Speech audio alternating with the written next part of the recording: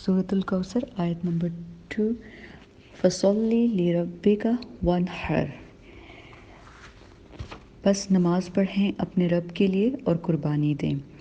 फसल्ली में फ़ा जो है वो कॉन्सिक्वेंटली या देयरफॉर, यानी कि अगर आपने किसी के साथ कुछ किया है या आपके साथ किसी ने कोई एहसान किया है, कोई नेकी की है, तो फिर आप जवाबन क्या करेंगे, तो फ़ा जवाब के सेंस में है कि सबब यानी रीज़न। तो फ़ा सबबिया यानी इसका रीज़न क्या है कि आप थैंक्स को करने के लिए, अल्लाह को थैंकफुल होने के लिए आप सल्ली यानी सलाह से नमाज़ पढ़ें। और सल्ली के बारे में जो हम पढ़ चुके हैं सूरत अल-माऊन में, लिलमुसल्लीन सलातिहिम साहून, तो उसमें उसका रूट वर्ड सलात क्या है, नबी सल्लल्लाहु अलैहि वसल्लम की अहादीस और कुरान में उसके जो डिफरेंट कोड्स हैं, जो एम्फसिस है कुरान पाक में, कितनी मरतबा अल्लाह ताला ने अकीमुस्सलाह अकामुस्सलाह डिफरेंट तरीक़ों से हमें बताया है कि किस तरह सलात जो हमारे लिए इतनी अहम है और सिर्फ़ अल्लाह रब्बुल इज़्ज़त के लिए है। तो वो हम पढ़ चुके हैं, इसलिए हम सलाह को तो यहाँ पे नहीं इतनी डेप्थ में जाएंगे।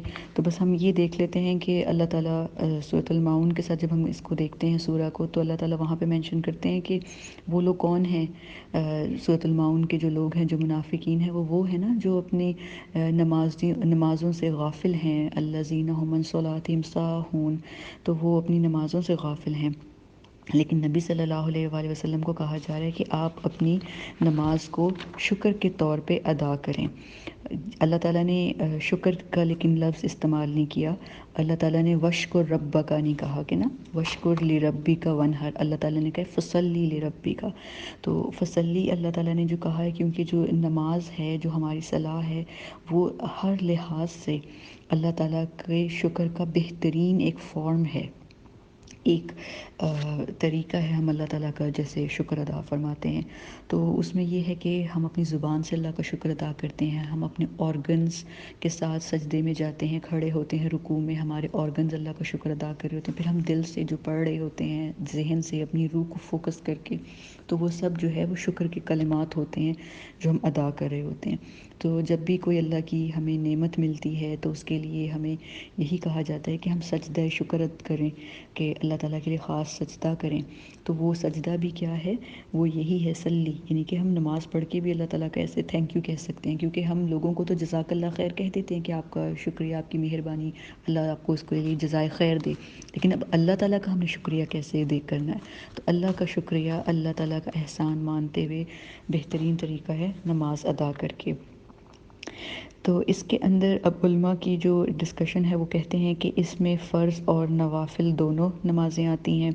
लेकिन कुछ उल्मा कहते हैं कि चूँकि इसमें आगे का जो लफ्ज़ है वो वनहर है, नहर है, तो नहर के मतलब है सेक्रीफाइस करना, कुर्बानी देना। तो ये सिर्फ़ जो सलाह है यहाँ पे, ये सिर्फ़ ईद की नमाज से रिलेटेड है।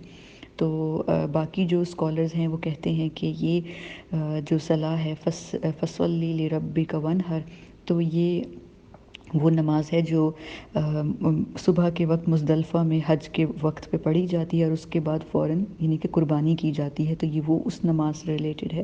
लेकिन हम जानते हैं कि सजदे का जो बेहतरीन फ़ॉर्म है, जो शुक्र की जो बेहतरीन फ़ॉर्म है, वो सजदा करना है अल्लाह ताला का। तो इसको जल्दी में नहीं अदा करना चाहिए और उस टाइम पे करना चाहिए कि जब हम मुकम्मल सुकून पे हों। तो इसके अलावा इमाम अब्बास जो हैं वो कहते हैं कि ये जो है फसल्ली लिरब्बी का, इससे मुराद फ़र्ज़ नमाज़ें हैं। और फ़र्ज़ नमाज़ों के अंदर ईद की नमाज जो है उन्होंने शामिल नहीं किया, लेकिन वो कहते हैं इस सलाह का इशारा फ़र्ज़ नमाज की तरफ है, जबकि नहर का इशारा ईद उल अज़हा की तरफ है। और इब्न अब्बास और बेहकी का भी यही कौल है कि ये फ़र्ज़ नमाज है और ईद उल अज़हा सिर्फ नहर के लिए है, क्योंकि ज़ाहिर है कौसर अल्लाह ताला ने अता की है, तो उसके लिए तो नमाज कभी भी पढ़ी जा सकती है, शुक्र के कलिमात और सजदा शुक्र कभी भी किया जा सकता है। तो ये इन दोनों स्कॉलर्स ने इस तरह कहा है। फ़ारसी के एक मुफस्सिर हैं इमाम ज़मख़शरी, तो ज़मख़शरी अपनी किताब अल-कशाफ़, तफ़सीर अल-कशाफ़ में कहते हैं कि जिस तरह अल्लाह ताला ने कुरान पाक में हर दफ़ा नमाज के बाद, सलाह के बाद ज़कात का ज़िक्र किया, तो इसी तरह सलात کا یہاں پہ ذکر کیا، فصلی میں اللہ تعالیٰ نے صلات کا ذکر کیا، اور نہر میں ہم کیا کرتے ہیں، ہم نہر میں گوشت بانٹتے ہیں۔ تو امام زمخشری کہتے ہیں کہ نہر میں گوشت کا بانٹنا ایسے ہی ہے جیسے زکوٰۃ میں ہم لوگوں کی مدد کرتے ہیں کھانا کھلا کے۔ اور انہوں نے ایک اور امپورٹنٹ پوائنٹ یہاں پہ نوٹ کروایا امام نے کہ جیسے مشرک تھے تو مشرک عرب کیا کرتے تھے، وہ کہتے تھے ہم اللہ کی عبادت کر رہے ہیں، یعنی کہ ایک طرح کی ان کی جو سو کالڈ اللہ کی لیے وہ جو نماز پڑھتے تھے، صلاح پڑھتے تھے، تو وہ کہتے تھے ہم اللہ کے لیے عبادت کر رہے ہیں، لیکن وہ سیکریفائس جو ہے اپنی قربانیاں کرتے تھے اپنے لات منات اپنے بتوں کے آگے، تو وہ اپنے بتوں کے آگے پوجا کرتے تھے، اور وہ جو سیکریفائس کا اینیمل ہے وہ ان کے آگے رکھتے تھے۔ تو اللہ تعالیٰ نے یہ جو کہہ دیا فصلی لی ربی کا، کہ اپنے رب کے لیے نماز پڑھو اور قربانی بھی اسی کو ہی دو۔ لی ربی کا مڈل میں ہے، فصلی اور والنہر ان کا جو ایروز ہیں وہ دونوں کنیکٹ کر رہے ہیں لی ربی کا، کہ اپنے رب کے لیے ہی تمہاری نماز ہو اور تمہارے رب کے لیے ہی تمہاری قربانی ہو۔ تو یہ امام زمخشری کا ایک بڑا یونیک کمنٹری ہے اس آیت کے اوپر۔ تو ہم جانتے ہیں کہ اللہ تعالیٰ نے کس طرح سورۃ الانعام کی آیت نمبر 162 میں بھی یہی کہا کہ کل ان صلاتی و نسکی و محیای و مماتی للہ رب العالمین، کہ کہہ دیں میری نماز، میری قربانی اور میرا جینا اور میرا مرنا اللہ کے لیے ہے جو تمام عالمین کے لیے ہے۔ کیونکہ ہماری انٹینشن کلیئر ہونا بہت ضروری ہے کہ ہم کوئی کام انٹینڈ کر رہے ہیں تو وہ ہم کیوں کر رہے ہیں۔ تو ہمیشہ کوئی بھی عمل کرنے سے پہلے ہمیں اپنی انٹینشن کو ضرور دیکھنا ہے کہ ہماری انٹینشن کیا ہے۔ تو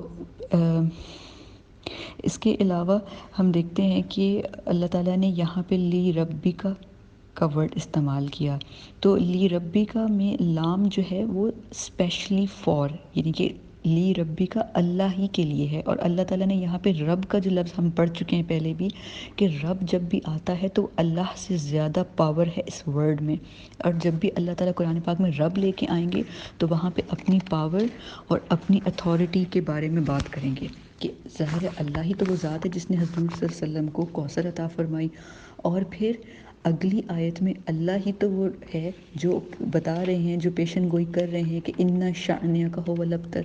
تو یہ کام ایک رب کرتا ہے، اور رب کون ہے؟ جو مالک ہوتا ہے اور اس کے عبد ہوتے ہیں، اس کے سلیوز ہوتے ہیں۔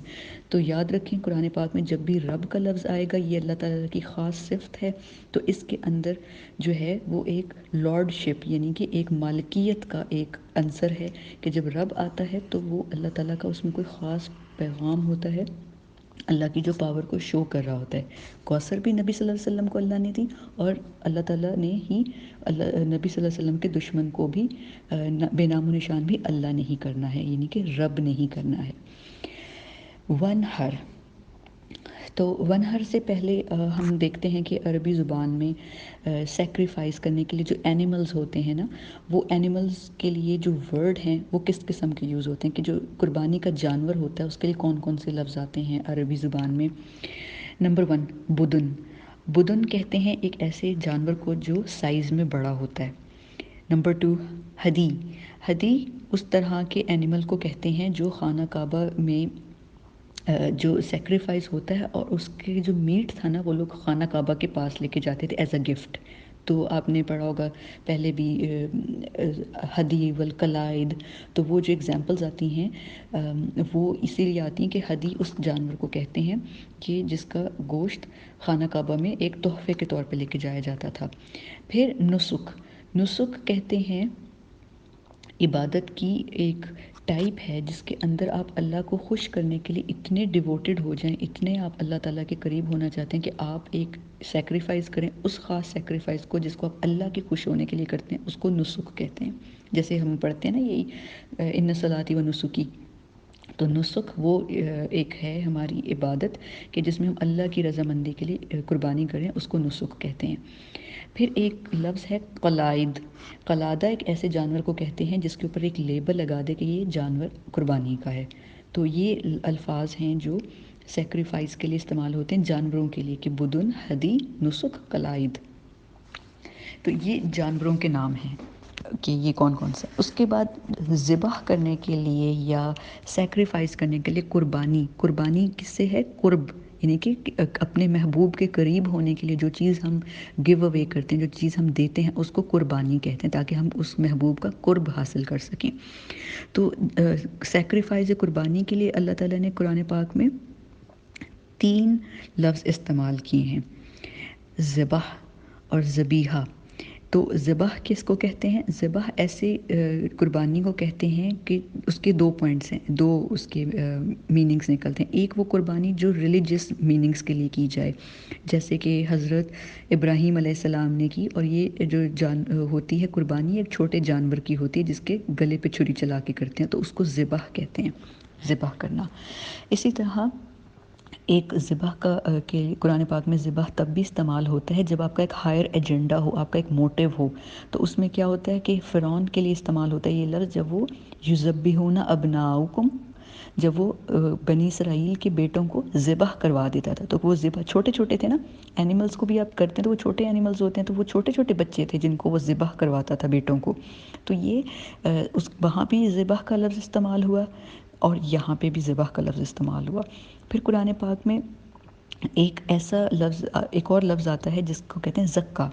زکا، زکی ویسے تو کہتے ہیں پاک کرنے کو، لیکن زکا ایک جو ٹرم یوز ہوتی ہے وہ ہے کہ ایک اینیمل کو جلدی سے ذبح کر دینا تاکہ اس کو کم سے کم تکلیف ہو۔ تو اگر دیکھیں تو زکی بھی یہی ہے کہ اس کو پاک کر دینا، اس کو اچھا کر دینا، یعنی کہ اس کو کم تکلیف ہو۔ تو زکا اس قربانی کو کہتے ہیں، زال سے ہے یہ، کہ جس میں جانور کو کم سے کم تکلیف ہو۔ پھر آتا ہے لفظ نہر۔ نہر کہتے ہیں بڑے جانور کی قربانی کو، اور جنرلی یہ قربانی کہتے ہیں اونٹ کی قربانی کو۔ تو وہ یہ جو قربانی ہوتی ہے، اگر آپ نے اونٹ کی قربانی دیکھی ہوئی، خاص طریقے کی قربانی ہوتی ہے، اور اس میں اس کی چیسٹ کے اوپر سے اس کو اس کے گلے پہ وہ چلایا جاتا ہے، نیزہ ڈال کے، اس کو نیزہ مار کے اس کو پہلے زمین پہ گرایا جاتا ہے تاکہ اس کو لگے، زخم ہو، اور پھر وہ نیچے گرتا ہے، اور پھر اس طرح اس کی قربانی کرتے ہیں۔ تو نہر کے لیے جو یوم النہر ہم کہتے ہیں حج کے دنوں میں، وہ بھی وہی دن ہے جس میں قربانی ہوتی ہے۔ نون ہا را اس کا روٹ ورڈ ہے نہر کا۔ تو اس کے علاوہ جو لوگ کرتے ہیں، سوسائڈ کرتے ہیں، ہینگنگ سوسائڈ، اس کو بھی انتحار کہتے ہیں، کیونکہ سوسائڈ جب کرتے ہیں تو گلے میں پھندا لٹکا کے اس کو کرتے ہیں، تو وہ کیا ہے، آپ کی چیسٹ سے اوپر کا عمل ہے، تو اس کو بھی عربی میں انتحار کہتے ہیں۔ تو نہر سے یہ الفاظ ہم عربی زبان میں دیکھتے ہیں۔ تو اللہ تعالیٰ نے نہر کا لفظ کیوں استعمال کیا؟ کہ ایک بڑے جانور کی قربانی کا، فصلی لربک وانحر، نبی صلی اللہ علیہ وسلم کے لیے اللہ تعالیٰ نے خاص الفاظ جو استعمال کیے۔ تو اس میں ہمیں پتہ چلتا ہے کہ نہر ہمیں ریمائنڈ کرواتا ہے حضرت ابراہیم علیہ السلام کی قربانی، جو قریش مکہ تو بھول گئے کہ نبی حضرت ابراہیم علیہ السلام نے قربانی کیسے کی تھی۔ تو اللہ تعالیٰ یہ ریمائنڈ کروا رہے ہیں، ہے تو یہ شخصی کتاب، نبی صلی اللہ علیہ وسلم سے خطاب ہے، لیکن اللہ تعالیٰ کہہ رہے ہیں کہ قریش مکہ تم لوگ تو اپنے وعدے بھول گئے ہو۔ جیسے اللہ تعالیٰ سورہ قریش میں کہتے ہیں فَلْيَعْبُدُوا رَبَّ هَٰذَا الْبَيْتِ الَّذِي أَطْعَمَهُم مِّن جُوعٍ وَآمَنَهُم مِّن خَوْفٍ، میں ہی تو ہوں جس نے تم لوگوں کو مشکل وقت میں کھانا کھلایا اور خوف میں امن دیا۔ تو اللہ تعالیٰ نے ان کو کہا تھا فَلْيَعْبُدُوا رَبَّ هَٰذَا الْبَيْتِ، اللہ تعالیٰ نے ان کو رحلت شتائی و صیف دی تھی، اور پھر کہا تھا فَلْيَعْبُدُوا رَبَّ هَٰذَا الْبَيْتِ کہ اپنے گھر کے رب کی عبادت کرو۔ تو انہوں نے کیا کیا؟ اس گھر کا، اس خانہ کعبہ کے رب کی عبادت کی نہیں، وہ فیل ہو گئے۔ پھر اللہ تعالیٰ اس کے بعد کی سورۃ الماعون میں ان کو کہتے ہیں کہ ارائیت الذی یکذب بالدین، جو ہم پڑھتے ہیں، اللہ تعالیٰ کہہ رہے ہیں کہ ان لوگوں کی کیا خاصیت ہے کہ وہ یدع الیتیم اور ولا یحض علی طعام المسکین، کھانا نہیں کھلاتے، یتیم کو دھکے دیتے ہیں اور مسکین کو کھانا نہیں کھلاتے۔ تو ان لوگوں کو اب اللہ تعالیٰ نبی صلی اللہ علیہ وسلم کو کہہ رہے ہیں کہ یہ سورہ قریش میں ہے کہ فَلْيَعْبُدُوا، کہ عبادت کرو اس گھر کے رب کی۔ تو اللہ تعالیٰ نبی صلی اللہ علیہ وسلم کو کہہ رہے ہیں کہ اب ان کو پریکٹیکلی ڈیمونسٹریٹ کر کے دکھاؤ، ان کو دکھاؤ کہ نماز پڑھتے ہیں، صلاح کرتے ہیں، عبادت کرتے ہیں جب اللہ تعالیٰ کوئی خاص انعام کرتا ہے۔ انعام تو اللہ تعالیٰ نے قریش پہ بھی کیا تھا، ابراہ سے ان کو بچایا، ان کو بھوک سے، تکلیف سے، سردی سے، گرمی سے بچایا، لیکن انہوں نے عبادت کا حق ادا نہ کیا۔ اور پھر سورۃ الماعون میں جو اللہ تعالیٰ کہتے ہیں کہ یہ شخص ولا یحض علی طعام المسکین، کھانا نہیں کھلاتا، تو اس کانٹیکسٹ میں اللہ تعالیٰ نے والنہر کہا کہ نبی صلی اللہ علیہ وسلم آپ ان کو نماز کے ساتھ ساتھ عبادت کے ساتھ ساتھ ان کی نہر بھی کریں، تاکہ ان لوگوں کو انسپریشن ملے، ان لوگوں کو پتہ چلے کہ اس طرح نہر کرتے ہیں قربانی کر کے، آپ ان لوگوں کے سامنے ایک ایگزامپل سیٹ کریں۔ اور اس طرح کرنے سے کیا ہوگا، آپ حضرت ابراہیم علیہ السلام کی جو دعا ہے اس کو مکمل کریں گے۔ دعا کیا تھی؟ ربی جعلنی مقیم الصلاۃ ومن ذریتی ربنا وتقبل دعا۔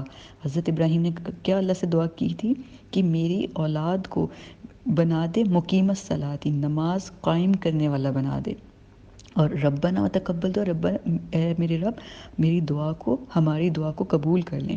یہ حضرت ابراہیم کی دعا تھی۔ تو یہ دعا جب ہم پڑھتے ہیں، تو جب ہم نماز پڑھتے ہیں، ہم صلاح کرتے ہیں، تو ہم حضرت ابراہیم علیہ السلام کی ایک دعا کو مکمل کر رہے ہوتے ہیں۔ اور حضرت ابراہیم کی لیگیسی، ان کی سننا کیا ہے؟ اگر ہم قربانی کرتے ہیں تو وہ حضرت ابراہیم علیہ السلام کی سننا ہے، کس طرح انہوں نے اپنے بیٹے کی قربانی دی اور اللہ تعالیٰ نے اس کو ریپلیس کر دیا ایک مینڈھے سے۔ اور اس طرح نبی صلی اللہ علیہ وسلم کو اللہ تعالیٰ نے کہا کہ نہر کی قربانی کرو، ایک بڑے جانور کی۔ تو ہمیں پتہ ہے کہ نبی صلی اللہ علیہ وسلم نے اپنے جو آخری ان کا حج تھا، حجۃ الوداع، اس میں 100 اونٹوں کی قربانی کی تھی، جن میں سے 63 اونٹوں کا نہر یعنی کہ سیکریفائز نبی صلی اللہ علیہ وسلم نے خود کی تھی، اور 37 اونٹ حضرت علی رضی اللہ عنہ نے قربان کیے تھے، ان کی قربانی کی تھی۔ تو قربانی کرنا اور نماز پڑھنا حضرت ابراہیم کی سننا ہے، ہمارے نبی صلی اللہ علیہ وسلم کی سننا ہے، اور اللہ تعالیٰ سے دعا ہے کہ اللہ تعالیٰ ہمیں ان باقی تمام جہاں سنتیں ہم پوری کرتے ہیں، ہمیں ان سنتوں پہ آخری وقت تک قائم رکھیں، اور ہم اللہ تعالیٰ جب بھی ہمیں کوئی بھی مشکل ہو اور کوئی بھی خوشی ہو، ہر وقت ہم اللہ تعالیٰ کے نماز، اللہ تعالیٰ کی صلاح اور اللہ تعالیٰ کے لیے قربانی دیتے رہیں۔ آمین۔ اب چلتے ہیں آیت نمبر 3 کی طرف۔ اِنَّ شَأْنَکَ هُوَ الْأَبْتَرُ، اِنَّ بے شک، شَأْنَکَ آپ کا دشمن، ہوا وہی ہے، الابتر دم کٹا، بے مراد، بے نسل، نامراد، بے نشان۔ یہ اس کے اردو میں معنی آتے ہیں۔ ان عربی میں یا قرآن پاک میں خاص کر تب آتا ہے ایبسولوٹلی، نو ڈاؤٹ، اس بات میں کوئی شک نہیں۔ تو اس کے اللہ تعالیٰ جب انا کسی آیت کے سٹارٹ میں کہتے ہیں تو ہمیں پتہ چل جاتا ہے کہ یہاں پہ تاکید آ رہی ہے، ایک انا اور ایک وَلَقَدْ، یہ دونوں لفظ جب آتے ہیں تو ہمیں پتہ چلتا ہے یہ ایمفسس کے لیے آ رہے ہیں۔ اب اللہ تعالیٰ نے نبی صلی اللہ علیہ وسلم کو پہلی آیت میں خوشخبری سنائی، دوسری آیت میں بتایا کہ وہ خوشخبری ہم نے آپ کو دی ہے تو اب آپ اس کے لیے نماز پڑھیں اور اس کے لیے اب آپ قربانی دیں۔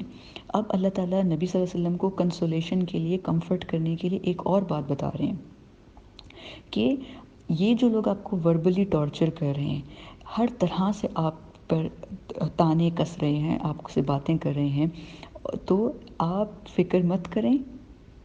آپ کو ایسا لگ رہا ہوگا کہ یہ لوگ خانہ کعبہ پہ کنٹرول کر لیں گے، آپ کے صحابہ کو شہید کر دیں گے، جیسے ہمیں پتہ ہے کہ انہوں نے حضرت سمیہ کو اور حضرت عمار کو کس طرح شہید کیا۔ آل یاسر کا ہمیں پتہ ہے پہلے شہید جو تھے ان کے والدین تھے۔ تو اس طرح اللہ تعالیٰ وہ جب شہید ہوتے تھے تو نبی صلی اللہ علیہ وسلم بہت دل آزاری ہوتی تھی، بہت تکلیف میں ہوتے تھے۔ تو اللہ تعالیٰ نبی صلی اللہ علیہ وسلم کو کہہ رہے ہیں کہ آپ کو لگتا ہے کہ یہ لوگ جیت جائیں گے، کفار ہمیشہ جیتیں گے اور آپ کا قبلہ بھی آپ سے لے لیں گے آپ کو تکلیف پہنچا کے، لیکن آپ فکر نہ کریں، آپ کا ہی دشمن بے یار و مددگار ہوگا، بے نشان ہوگا، اور ان کا نام لینے والا کوئی نہ ہوگا۔ ان شأنک، شأنک عربی میں کہتے ہیں ایک ایسے دشمن کو جو آپ کو تکلیف دینا چاہتا ہے، آپ سے نفرت کرتا ہے۔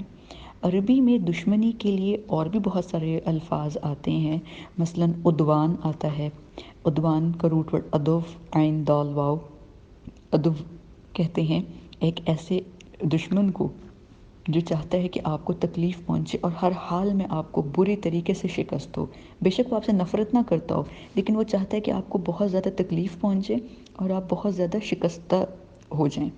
جیسے قرآن پاک میں کئی جگہوں پہ آتا ہے ان الشیطان للانسان عدو مبین، کہ بے شک شیطان انسان کا کھلا دشمن ہے، عدو مبین ہے۔ تو عدوان ایسے اینیمی کو کہتے ہیں، دشمن کو، جو آپ کو تکلیف پہنچانا چاہتا ہے، آپ کو ہر حال میں شکستہ دیکھنا چاہتا ہے۔ پھر دوسرا لفظ آتا ہے بغض۔ بغض ایک ایسے اینیمی کو کہتے ہیں جو آپ سے بغض اور کینہ اور نفرت رکھتا ہے، اور اتنی انتہائی شدید نفرت رکھتا ہے کہ وہ کوئی موقع نہیں چھوڑے گا آپ سے، آپ پر ہڈن اٹیک کرنے کا، اور آپ پہ وہ اندر رکھتا ہے ہڈن اٹیک، یعنی کہ وہ اندر اپنے اندر گھٹن رکھتا ہے، بغض رکھتا ہے۔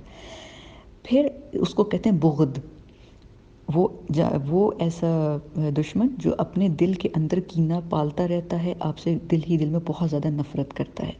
پھر ایک ان کی سپرلیٹو، ان کی ایک ٹاپ جو آتی ہے ٹائپ، وہ ہے شنعان۔ شنعان، شین نون الف نون، اور اس کا روٹ ورڈ ہے شین نون حمزہ۔ شانیہ کا روٹ ورڈ ہے شین نون حمزہ۔ شنع ایسے دشمن کو کہتے ہیں جو آپ کو تکلیف بھی پہنچاتا ہے، جو آپ سے نفرت بھی کرتا ہے، اور وہ ایسا دشمن ہے جو آپ سے شو کرتا ہے کہ میں آپ سے کم نفرت کرتا ہوں، لیکن وہ آپ کو بہت زیادہ ہرٹ کرنا چاہتا ہے۔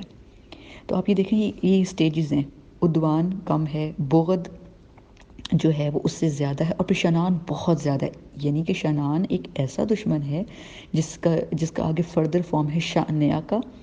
تو شانیہ کون ہے؟ ایک ایسا دشمن who wants to hurt you, who hates you, who shows less hatred but he wants to cause you lot of damage۔ وہ آپ کو بہت زیادہ ہرٹ کرنا چاہتا ہے، بہت زیادہ تکلیف پہنچانا چاہتا ہے۔ تو نبی صلی اللہ علیہ وسلم کے جو دشمن تھے وہ اس طرح کے تھے۔ تو اب اللہ تعالیٰ نبی صلی اللہ علیہ وسلم کو کہہ رہے ہیں کہ یہ جو آپ کے دشمن ہیں نا، جو آپ کو اتنی نفرت کرتے ہیں، آپ کو تکلیف پہنچانا چاہتے ہیں، شو کم کرتے ہیں، لیکن اندر کے ان کے حالات میں جانتا ہوں، تو ان کو ہی میں ناکام کر دوں گا، ان کو ہی میں بے نام و نشان کر دوں گا۔ امام راضی کہتے ہیں کہ نبی صلی اللہ علیہ وسلم کے لیے اللہ تعالیٰ نے قرآن پاک میں جو الفاظ استعمال کیے ہیں اس سورہ میں، اس آیت کے اندر، وہ ہیں القلہ اینڈ الذلہ۔ قلہ قلیل یعنی کہ لیس ورڈز، اینڈ ذلہ یعنی ہیمیلیشن، ذلت۔ تو حضرت امام راضی کہتے ہیں کہ اللہ تعالیٰ نے نبی صلی اللہ علیہ وسلم کے لیے جو دشمن اتنے لمبی باتیں کر رہے تھے، لمبی ہانک رہے تھے اور بڑے بڑے جملے کر رہے تھے، اللہ تعالیٰ نے کیا لفظ استعمال کیا؟ شعنیہ کا هو الابتر، بے شک آپ کا جو دشمن ہے وہی ناکام ہوگا۔ اور نبی صلی اللہ علیہ وسلم کے ساتھ اللہ تعالیٰ نے کیا جوڑ دیا؟ خیر کثیر الکوثر۔ تو اس سے کیا ثابت ہوتا ہے کہ جب کبھی بھی کسی بھی دور میں کوئی بھی شخص اپنی دشمنی اور عداوت میں اندھا ہو کے نبی صلی اللہ علیہ وسلم پر غلط ایکیوزیشنز لگائے گا، ان کو کذاب کہے گا، ان کو آخری نبی نہیں مانے گا، ان کے اوپر تہمتیں لگائے گا، ان کے اندر ایسی باتیں کرے گا جو امت مسلمہ میں ڈاؤٹس کریٹ کر دیں، ان کے بارے میں ان کو ساحر، مجنون کہے گا، اس طرح کی باتیں کرے گا، تہمتیں لگائے گا، اپنی اندرونی خلش کی وجہ سے تانہ زنی کرے گا، اس شخص کا کیا انجام ہوگا؟ هو الابتر۔ ہوا عربی میں کہتے ہیں ہی، یعنی کہ ہی از دا ون، ایمفسس کے لیے آتا ہے۔ انا شانیہ کا الابتر بھی آ سکتا تھا کہ یہی دشمن الابتر ہوگا، لیکن هو الابتر کا مطلب ہے کہ یہ دشمن، یہی دشمن، ہوا یہی وہ شخص ہے، he is the very one, this one, یعنی کہ اللہ تعالیٰ اسپیسیفائی کر رہے ہیں، اور اللہ تعالیٰ یعنی کہ اس میں اپنا غصہ بھی دکھا رہے ہیں کہ یہی وہ شخص ہے۔ ہوا اللہ تعالیٰ نے ایمفسس کے لیے دیا ہے کہ یہی وہ شخص ہے جو ابتر ہوگا۔ ابتر کا روٹ ورڈ ہے بطرا۔ بطرا کہتے ہیں ایک ایسے جانور کو جس کی ٹیل جو ہے وہ بالکل کٹ آف کر دی گئی ہو، ہیمیلیشن کی سینس میں وہ لوگ کہتے تھے، یعنی کہ ذلت کی سینس میں کسی چیز کو انفیریئر دیکھنا ہو۔ یا ایک ایسے درخت کو کہتے ہیں جس کی جڑیں کاٹ دی گئی ہوں، تو جس کی جڑ کاٹ گئی ہو وہ زیادہ دیر ہم جانتے ہیں کہ وہ پودا یا وہ درخت زندہ نہیں رہ سکتا۔ اور نمبر 3 یہ کہ عرب کلچر میں ایک ایسا شخص جس کے بیٹے نہیں ہوتے تھے، اس کی نسل کو چلانے کے لیے اس کو وہ لوگ بطرہ کہتے تھے، ابتر نہیں بطرہ کہتے تھے۔ اور پھر ایک ایسا شخص جو اپنی نیشن سے اور یا بالکل الگ تھلگ ہو گیا ہو، اپنی قوم کو چھوڑ کے چلا گیا، اس کو بھی وہ لوگ بطرہ کہتے تھے۔ سب سے پہلے بطرہ کا لفظ ابو لہب نے نبی صلی اللہ علیہ وسلم کے لیے استعمال کیا تھا، لیکن آپ یہ دیکھیں کہ اللہ تعالیٰ نے ابو لہب کا جو لفظ ہے بطرہ، اس سے زیادہ ایک ورڈ استعمال کیا ابتر۔ ابتر میں جو الف ہے وہ لگ جانے سے بطرہ اس سے زیادہ اس کا معنی اسٹرانگ ہو جاتا ہے۔ یہ ایک جیسے ہم پڑھتے ہیں کمپیریٹیو فارم ہوتی ہے، پھر ایک سپرلیٹو فارم ہوتی ہے، جیسے گڈ، بیٹر، بیسٹ، پھر بیڈ، ورس، ورسٹ۔ تو اگر وہ نبی صلی اللہ علیہ وسلم کو فار ایگزامپل کہہ رہے تھے بطرہ، تو بطرہ ہے بیڈ، پھر ہے ورس، اور جو ابتر ہے وہ ورسٹ کے میننگز میں، یعنی کہ ایک سپرلیٹو میننگ ہے۔ تو ابتر میں ایک انتہائی ایمفسس ہے کہ بہت زیادہ بے نام و نشان ہو جائے گا۔